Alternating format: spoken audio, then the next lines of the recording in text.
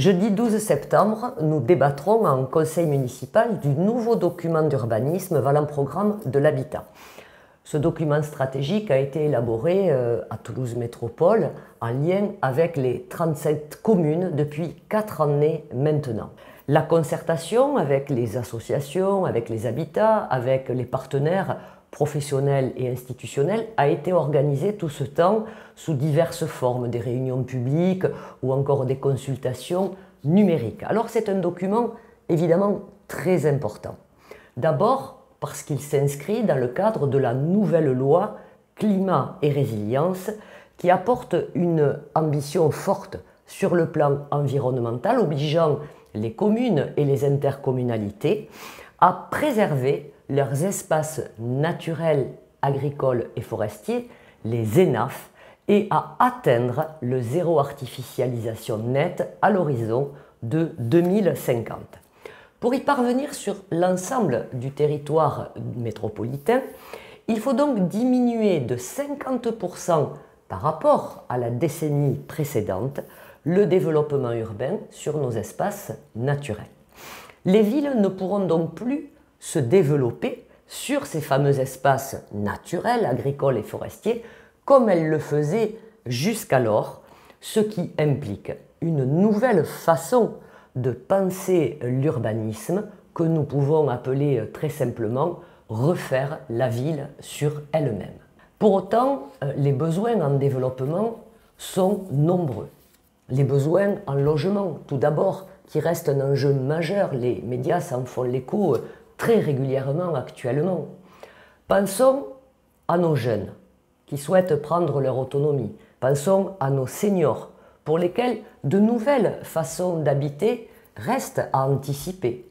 Pensons aux familles aussi, alors que notre société évolue et que souvent les parents maintenant sont en garde alternée nécessitant 2 logements, là où il y a encore quelques années, il n'en fallait qu'un.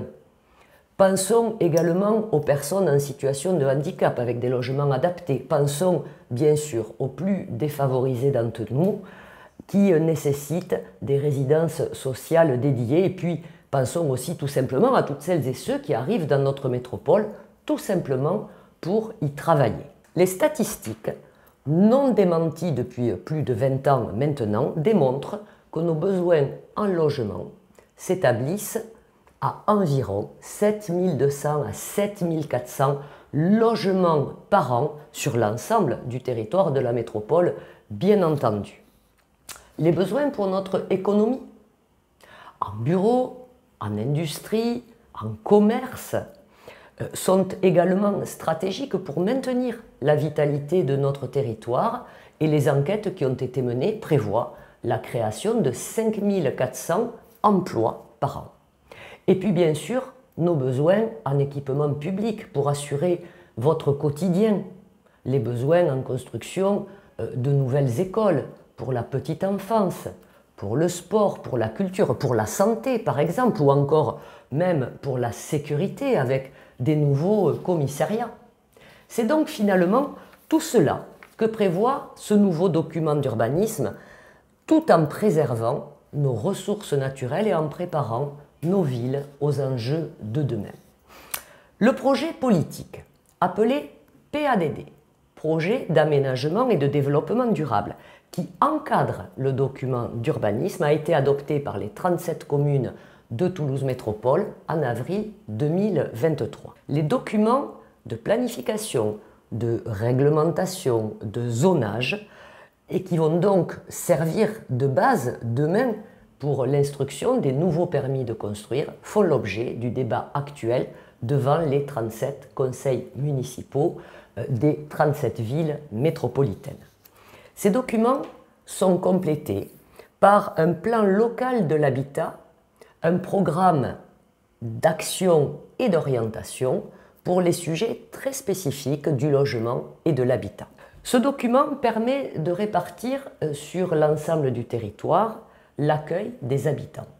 Il a vocation également à s'assurer que la répartition de l'habitat est correctement faite de façon juste et équilibrée entre les 37 communes de la métropole, chacune devra prendre sa part dans la construction de nouveaux logements et notamment de logements locatifs sociaux. Dans ce contexte général, la ville de Colomiers se prépare depuis ces dernières années alors que nous bénéficions, vous le savez, d'une position de centralité qui nous assure une forme d'attractivité, d'influence et de ville accueillante, bien entendu. Avec ce nouveau document d'urbanisme, nous entendons préserver, voire même améliorer encore le périmètre de nos espaces naturels, de nos espaces verts, de nos espaces de loisirs ou agricoles, pour les sanctuariser à hauteur de 25% de notre territoire. 530 hectares de la ville de Colomiers y sont donc dédiés. Nous avons choisi aussi de préserver nos quartiers pavillonnaires, où la mixité urbaine a toutefois toujours été accompagnée, permettant à chacune et à chacun de se loger selon ses propres besoins dans de l'habitat individuel, mais aussi dans de l'habitat collectif, privé ou public.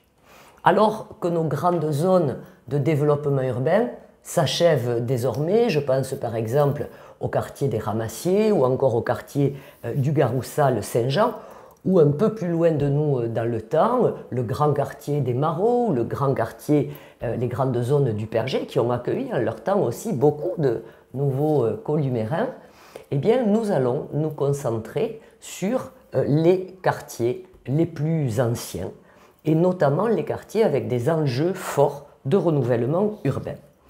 Comme nous l'avons fait au cours de ces dernières années, nos quartiers les plus anciens, vous le savez, se renouvellent.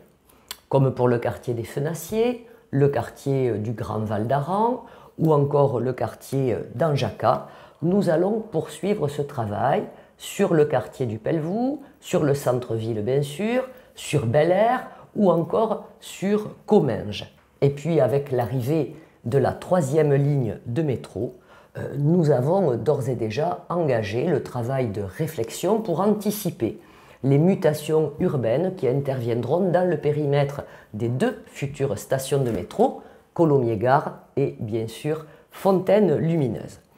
Comme nous le faisons toujours, des concertations seront organisées pour tous ces projets avec bien sûr les riverains mais aussi plus globalement avec les habitantes et les habitants de Colomiers. Ainsi, les équilibres que nous connaissons seront préservés. 25% du territoire pour nos espaces de nature, de loisirs, nos espaces verts, 45% du territoire dédié à l'habitat et 30% à vocation économique et commerciale. J'y veillerai. Alors pour conclure, ce document appelé PLUiH fera l'objet d'une grande concertation et d'une grande enquête publique qui est aujourd'hui prévue au début de l'année 2025. Cela vous permettra de vous exprimer, d'exprimer vos observations et cela permettra à vos élus, ici à Colomiers comme ailleurs, de tenir compte de vos observations.